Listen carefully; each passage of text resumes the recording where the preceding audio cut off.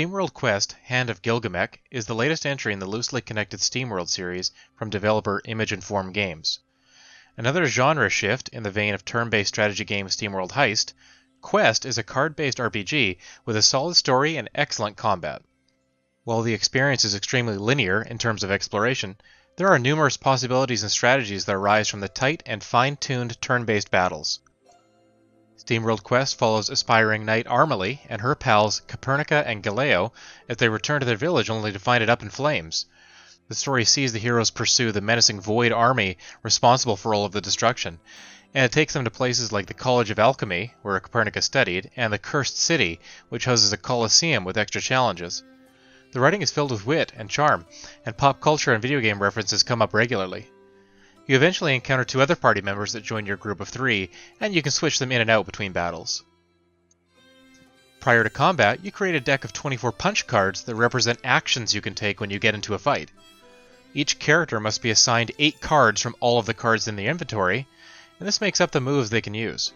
For example, Copernica can have 4 copies of Book Bash, a physical attack, and 4 copies of Flame Wave, a magic attack that hits all enemies on the screen. Basic physical attacks and certain support cards generate Steam Pressure, or SP, which is indicated by a bar at the top of the screen. You can spend SP to play stronger cards and use magical abilities. During each round of combat, you select 3 cards to play out of 6 that are dealt to you, and if all of the cards belong to one character, that character will perform a follow-up Heroic Chain action based on their equipped weapon. Copernica's Barrier Field Heroic Chain is particularly effective as it provides a damage-soaking shield to all party members. There's a deep strategy to choosing specific cards that complement each other. For instance, you can use Galileo's support cards like Fixer and Lunacy to buff your stats and accumulate SP before launching powerful elemental spells with Copernica on the following turn. After each round of combat, cards you have played are spent, and your hand is refreshed to bring you back up to 6 cards. But if you don't like the hand you've been dealt, you can swap out up to 2 cards for random ones from your deck. The use of cards and deck building expertly intertwine randomness with player agency in a way that collectible card games, both physical and digital, have done for years. It's extremely satisfying to earn or craft new cards and figure out how they work with the ones you already have. The game is divided into 19 chapters across 4 acts, and the normal campaign clocks in at about 10 hours.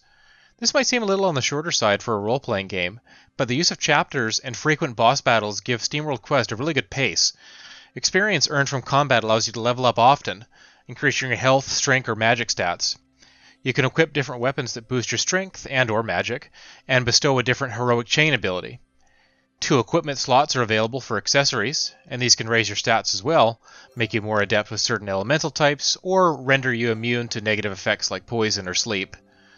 The simplicity of the RPG elements adds a good amount of accessibility to the game, but even on the normal difficulty, you are likely to encounter certain boss fights that require a new strategy or new cards. Fortunately, autosaves are frequent, which means death never sets you back very far. In between battles, you explore outdoor areas and dungeons where you can see your foes on screen. Similar to Paper Mario, SteamWorld Quest allows you to whack opponents with your weapon to initiate combat, and doing so does a little bit of damage to each of your foes.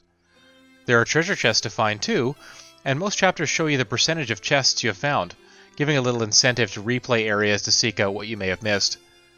You can also smack bushes, barrels, and other objects in the world to find coins, and coins can be spent at the caravan of a traveling merchant who seems to follow you throughout the world.